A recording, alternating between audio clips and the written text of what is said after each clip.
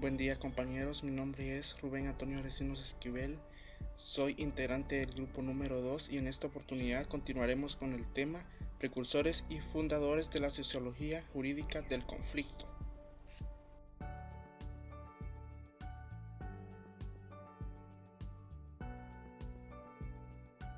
En primer lugar vamos a estudiar sobre el darwinismo social como teoría del conflicto y su concepción del derecho. Es la obra de William Graham Sumner. Él pues era un pastor protestante que ejercía su cátedra en la Universidad de Yale durante varios años. Él sostuvo la idea que resulta inevitable esta lucha de clases sociales, en primer lugar porque según él, era natural que una clase se viera la necesidad de estar por encima de la otra, es decir, de buscar siempre su beneficio sobre otras clases, y él dice que es justo. Vamos a ver por qué. Él siempre centró sus estudios en las costumbres primitivas de la civilización humana. Algunos términos de sus estudios incluso siguen vivos en la teoría en esta teoría, y también en el desarrollo de las ciencias de la sociología. El aporte que ahora más nos interesa es el de la sociología jurídica, que establece las leyes por costumbre. Esta institución surge de manera espontánea, luego se une a una filosofía por muy rudimentaria que sea. Esto quiere decir que las sociedades desde antes generaban costumbres, estas costumbres se volvían leyes, por así decirlo. Más tarde se inclinaban por los diferentes pensamientos de diferentes filósofos, y así hasta estructurarse como todo un sistema u ordenamiento jurídico. Estas instituciones, al ser de carácter cultural que se vienen ejerciendo desde varios años atrás, no pueden deshacerse tan fácilmente. Ejemplo de ello tenemos a los tribunales, a las magistraturas y otras que en comparación con las designadas, por así decirlo, estas tienen más potestad y más duración debido a su origen. Las instituciones decretadas como el matrimonio, los contratos y otros pueden que no sean duraderos, porque no son instituciones utilizadas desde tiempos atrás. Pues resulta ser difícil mantenerlas al no ser por costumbres de las personas. Los actos de creación de ley son de igual establecimiento. Si no son paralelas a las costumbres de las personas, no van a tener duración, y su utilidad va a carecer de razón de ser, por así decirlo. ¿De qué sirve que exista una ley si las personas no la toman en cuenta debido a que ésta infringe con las costumbres que sus antepasados les han dejado? Otro punto de vista que expresa este autor es que la situación de las personas, como han estado desde tiempos atrás, ya no es el mismo, por así decirlo. Anteriormente se contaban con clases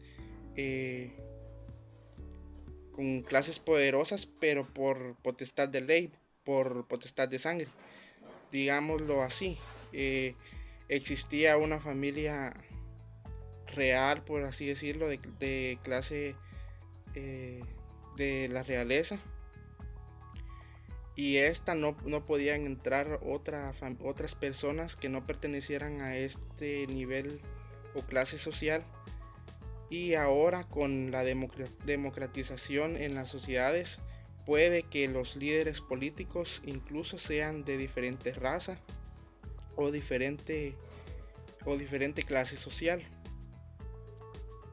Ya no es necesario que exista pues un linaje, por así decirlo, que dicte quiénes serán nuestros líderes o quiénes nos gobiernan, por así decirlo. Lo mismo ocurre con las personas que tienen el poder para la comercialización. Anteriormente eran las personas derivadas de la realeza.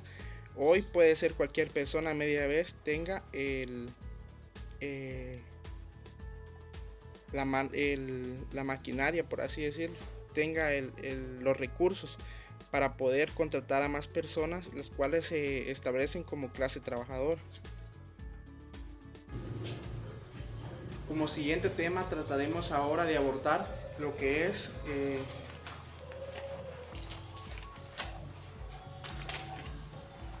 la obra de Marx y Engels y su aporte a la sociología del derecho.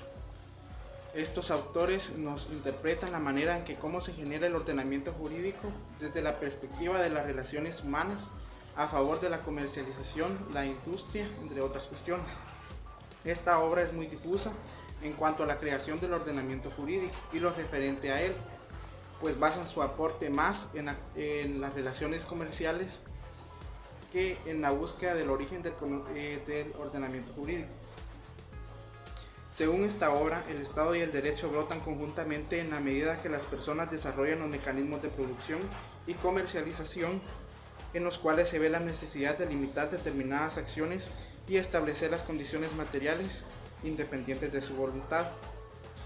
Lo que prácticamente trabaja esta teoría, presentada por Marx y Engels, es la de que al crearse nuevos mecanismos de producción, nuevos campos de producción o de comercialización, también se ve la necesidad de regular esos campos. Lo que anteriormente no estaba regulado ahora deberá estar. Un ejemplo claro hoy en día sería lo que es la industria por medios electrónicos, el comercio por medios electrónicos. Anteriormente no estaban reguladas, pues no existía un espacio donde se pudiera desarrollar. Prácticamente el intercambio era de manera física. Actualmente existen una variedad de plataformas digitales, incluso por medio de las redes sociales, y que ahora es necesario que se regulen estas cuestiones.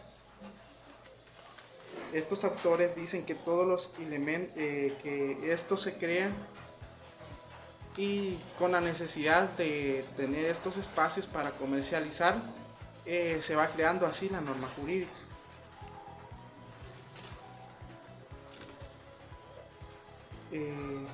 Las representaciones mentales, los pensamientos, el comercio espiritual de los hombres se presenta todavía como emanación directa del comportamiento material. Lo mismo ocurre con la producción espiritual, tal como se manifiesta como en el lenguaje político de las leyes, de la moral, de la metafísica de un pueblo. De ahí todos los elementos anteriores pierden su sustentabilidad. Los hombres, al cambiar su realidad material, también cambian sus pensamientos y los productos de sus pensamientos, entre estos las leyes. Es lo que les estaba explicando anteriormente. Al cambiar una situación, cambia completamente el ordenamiento jurídico. Lo material sería lo físico, lo que está, no es lo que podría ser. Entonces, al crearse un espacio diferente al que se tenía anteriormente, se ve la necesidad de crear un ordenamiento jurídico también. Al ser el Estado un medio por el cual la clase dominante hace valer su voluntad y en la que se condensa una sociedad civil de una época, se siguen que todas las instituciones comunes tienen como mediador al Estado y adquieren por su intermedio una forma política. De ahí la ilusión de que la ley se basa en la voluntad y además en la voluntad desgajada de su base real y la voluntad libre. Y del mismo modo se reduce el derecho y a la vez la ley. Los puntos de vista de Marx y Engels son interesantes para ser confrontados por los marxistas posteriores. Se estiman así también la ruptura total de una comunidad, la establecen los derechos de propiedad y de uso. También significa la ilusión de la misma propiedad. Esto quiere decir que la propiedad por sí no es simplemente para Marx y Engels, el tenerlas, por así decirlo. Ellos proponen un ejemplo de una chaqueta en la que si la chaqueta me genera a mí, o la puedo alquilar o vender, me genera a mí una ganancia, esa sí sería una propiedad. Pues ellos consideran que la propiedad es aquella que genera ingresos, por así decirlo. Hay algunos autores que no están de acuerdo con ellos. Incluso no sería necesario de que la propiedad nos genere a nosotros ingresos, pero según ellos así debería de ser.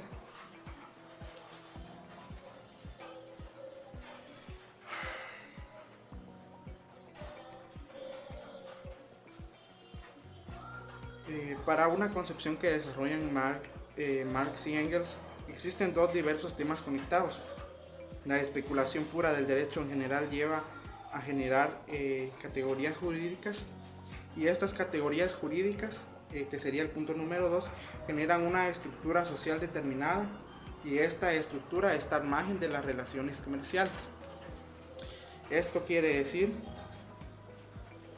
que la simple suposición de tener el derecho, por así decirlo, como tal, genera al mismo tiempo, y por costumbre podría decirse, la creación de normas jurídicas. Y estas normas jurídicas, al ser posiblemente a favor de ciertos grupos, generan lo que sería la estratificación social. Y que estas estratificaciones sociales también se ven en el ámbito de las relaciones sociales. Es, por así decirlo, un círculo en el que las relaciones generan al ordenamiento jurídico, el ordenamiento jurídico genera lo que son las estratificaciones sociales o clases sociales, y que estas se generan, por así decirlo, las relaciones sociales, comerciales o de intercambio.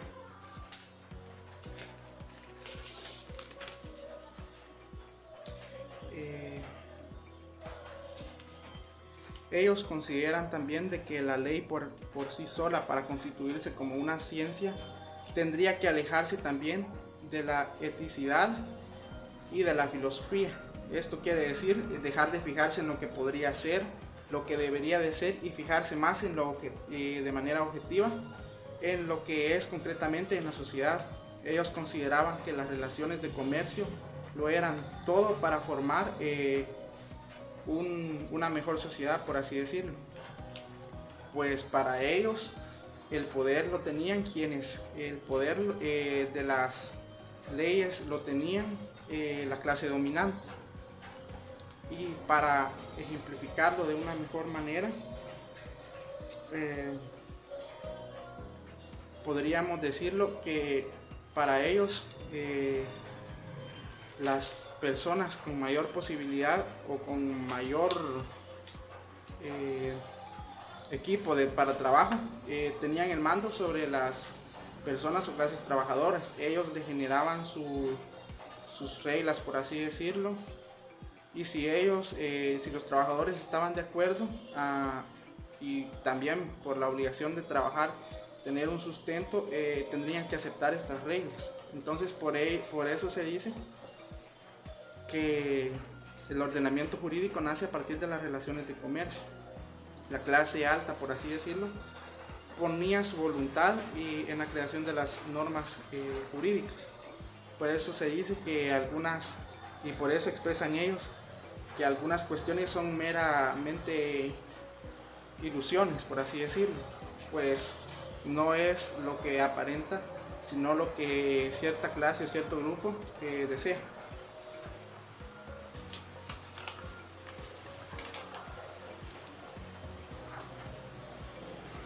Solamente. El delito se define como la lucha del individuo aislado contra las condiciones dominantes. Marx y Engels explican que a partir de la existencia y condiciones de la vida material, se refiere especialmente a los fracasos de Federico Guillermo IV.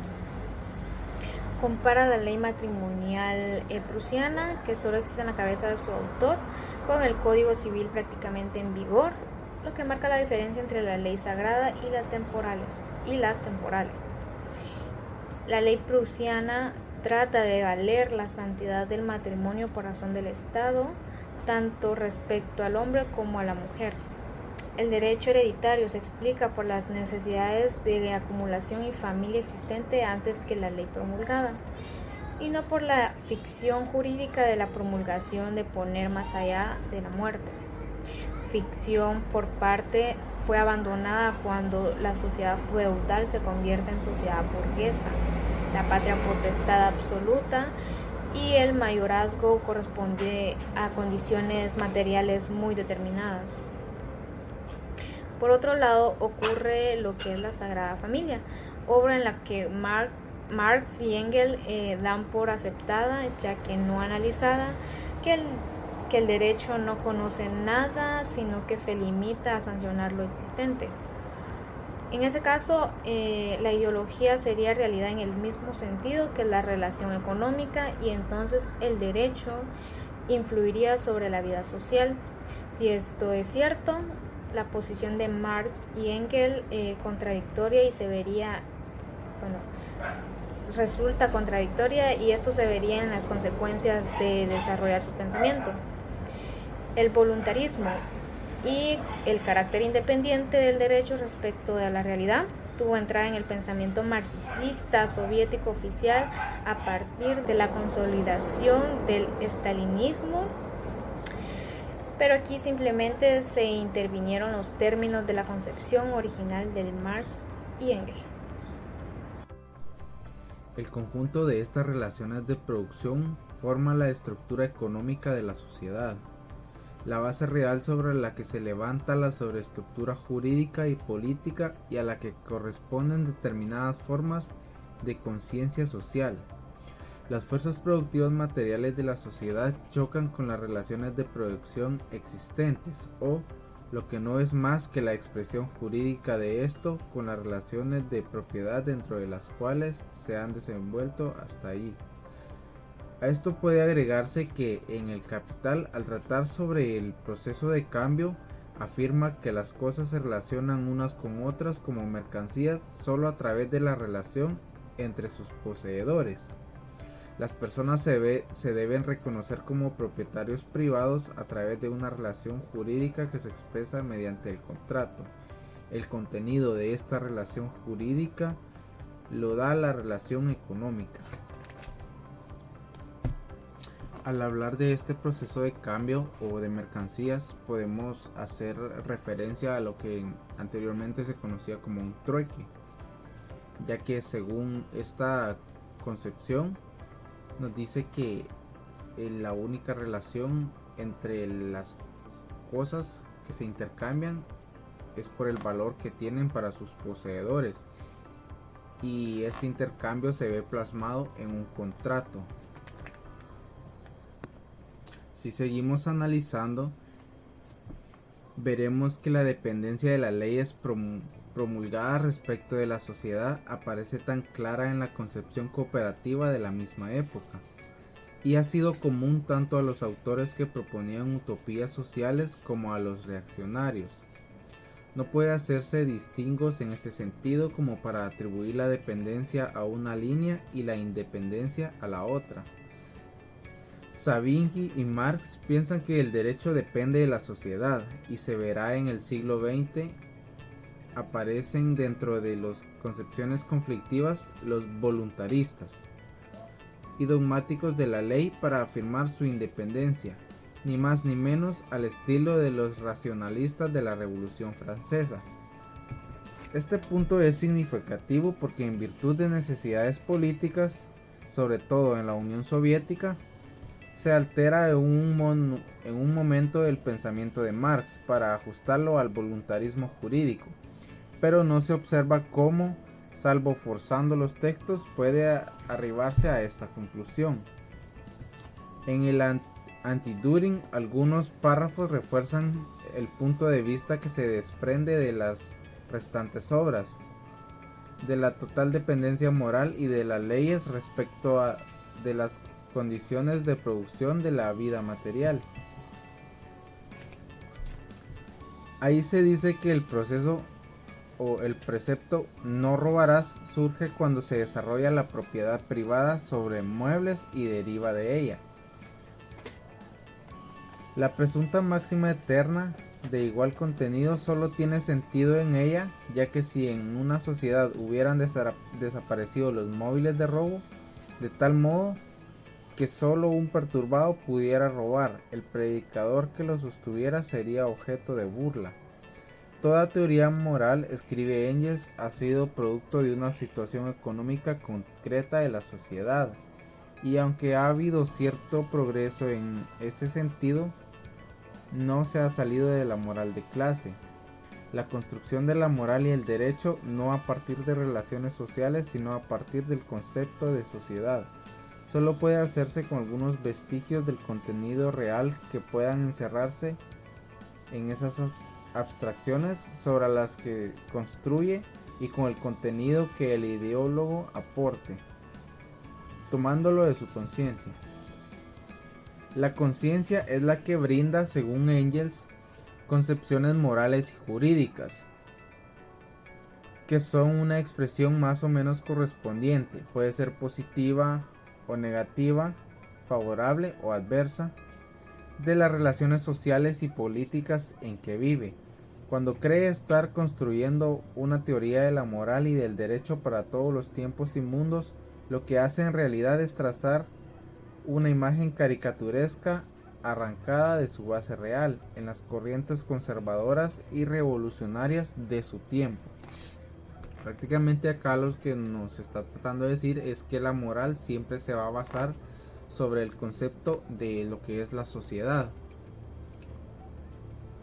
Y como este concepto es evolutivo en el tiempo, entonces lo que antes se podía considerar moral, ahora es inmoral, como por ejemplo la esclavitud. Antes era algo que era permitido, que las personas se podían poseer, y ahora sabemos que es algo totalmente inmoral y denigrante.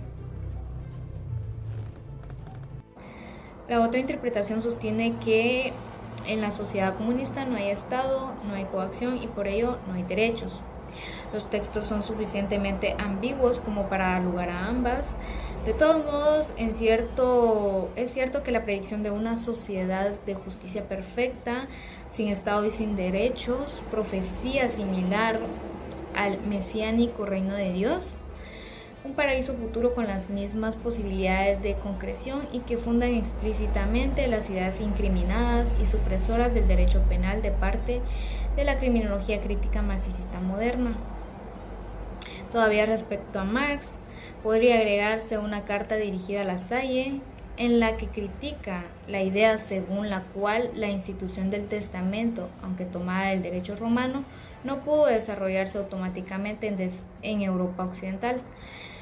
Por el contrario, sostiene el derecho romano en forma más o menos alterada, es recibido por la sociedad moderna porque la representación jurídica que el sujeto tiene de sí mismo en la sociedad basada en la libre congruencia corresponde a la representación de la persona en el derecho romano. Nos referimos por último a la obra más importante de Engels respecto al derecho observado, solamente que constituye, además del trabajo más significativo de los precursores de la teoría del conflicto para relacionar derechos con sociedad.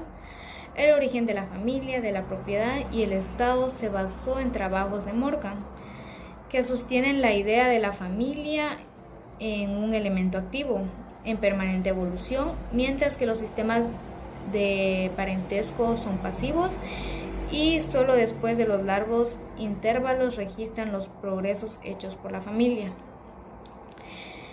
En la edición de 1891, en la obra de Engels agrega que la familia monogámica se funda siempre en la posición social de los contrayentes y por ello es siempre de convivencia. También sostiene que el amor sexual solo es regla en el proletariado, ya que en esta clase faltan por completo los bienes de fortuna. Muy buenas tardes, licenciada, compañeros. Siguiendo con el tema de exposición de los precursores y fundadores de la sociología jurídica del conflicto, se dice muchas veces que es la mujer el sostén familiar, ya que ha sido arrojada al mercado de trabajo y a la fábrica. Es de ahí la familia proletaria, no sea monogámica en sentido histórico. Aún con la más absoluta fidelidad, se entiende que será monógama solo en sentido etimológico. A estas, no obstan, según Engels, la igualdad de derechos reconocida por la legislación ni el libre consentimiento matrimonial, que es la igualdad en los papeles. Es similar a lo de los contratantes, respecto de los cuales la ley no hace restricción entre situación de clase. La ley más progresista se da por satisfecha desde el momento en que los interesados han hecho escribir formalmente en el acta su libre consentimiento, lo que ocurre entre los bastidores jurídicos en la vida real y cómo se expresa ese consentimiento. No es cosa que se pueda inquietar a la ley.